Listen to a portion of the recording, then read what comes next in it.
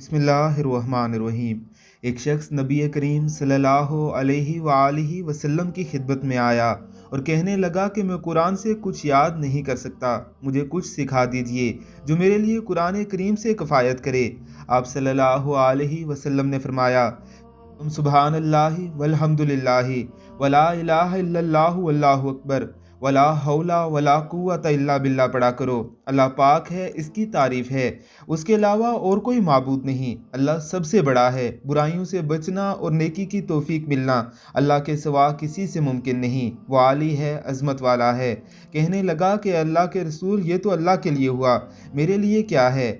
آپ صلی اللہ علیہ وسلم نے فرمایا، کہا کرو اللہم ارحمنی ورزقنی وعافینی واہدینی۔ اے اللہ مجھ پر رحم فرما، مجھے رزق دے، راحت اور عافیت سے نواز اور ہدایت سے سرفراز فرما۔